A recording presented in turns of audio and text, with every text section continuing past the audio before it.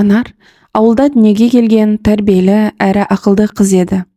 Оның отбасы өте тату, жанұядағы махаббат пен сыйластық ерекше болатын. Анардың әкесі қарапайым мұғалім, ал анасы болса медбике ретінде қызмет атқаратын.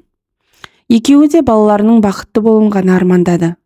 Анардың екі ағасы мен бір сіңілісі бар. Олар бір-біріне өте жақын болып өсті.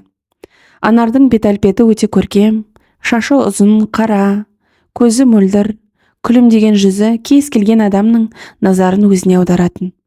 Бірақ оның ең басты ерекшелігі ақылдылығы мен мейірімділігі болатын. Ол мектепте үздік оқыды. Мұғалімдер оның болашағынан үлкен үміт күтті.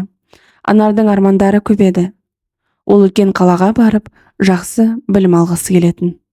Отбасынан көрген жылулық оған өмірде жақсы жетістікке жету үшін үлкен мотивация берді.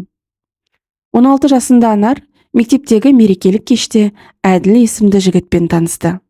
Әділ спортқа жақын, ақ көңіл, әрі өте жігерлі жас жігіт.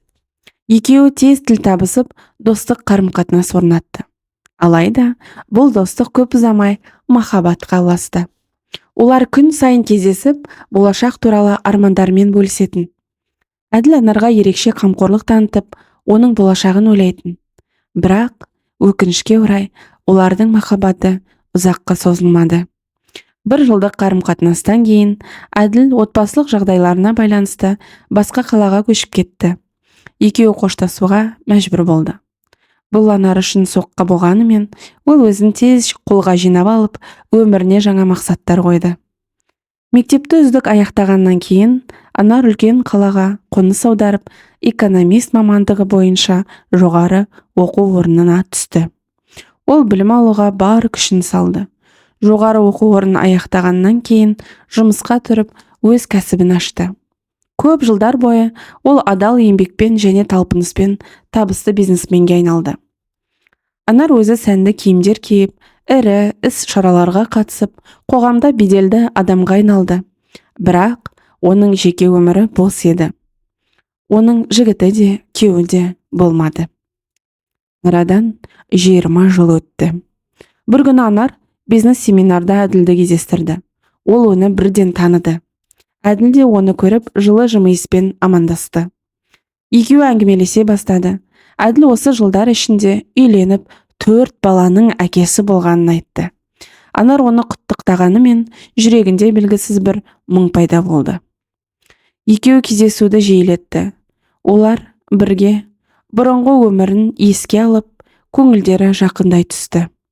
Әділ өзінің отбасымен бақытты екенін айтса да, Анарға деген сезімі әлі де бар екенін мойындады. Олардың қарым-қатынасы жаңа деңгейге көтерілді. Олар бір-бірімен тығыз араласып, екеуі арасындағы сүйіспеншілікті қайта жандандырды. Бірақ бұл қарым-қатынас құпия болып қалды. Әділ өз отбасы туралы жиі айтатын, бірақ Анар оның қасында болған сәтте бәрін ұмытқандай көрінетін. Анар болса оның балалары туралы тыңдап отырып, іштей олардың орнында өзінің балалары болса ғой деп армандайтын. Бірақ Әділ оған: "Бізге әлі асықпаған дұрыс. Анар, қазір менің балаларым әлі кішкентай, кейін бәрі реттеледі. Өзіңмен бірге ғана боламын" деп сендірді. Олардың махаббаты 10 жылға созылды. Бұл жылдар ішінде Анар Әділдің отбасымен байланысын үзіп, тек өзімен бірге болатынына сенді. Бірақ уақыт өте келе, Әділ өз отбасына көбірек уақыт бөле бастады. Ол балаларының жетістіктеріне, олардың өміріне назар аударды. Анар бұл өзгерісті байқады, бірақ оны мойындағысы келмейтін. Ол Әділдің бір күні тек өзіне ғана тиесілі болатынына сеніп жүре берді. Бірақ бұл сенім жыл өткен сайын әлсіреді. 50 жасқа келгенде Анар өзінде үлкен өзгерістер байқады. Денсаулығы шамалы нашарлап, климакс кезеңі басталды. Енді оның ана болу мүмкіндігі жоғалғанын түсінді. Бұл ой оның жүрегіне ауыр тиетін. Ол өмірінде ешқандай баланың анасы бола алмайтынын ойлап, терең өкінішке батты. Әділ де оны бұрынғыдай жиі көрмейтін болды. Ол өз отбасына қайтадан оралды, ал Анар оның назарынан мүлде тыс қалды.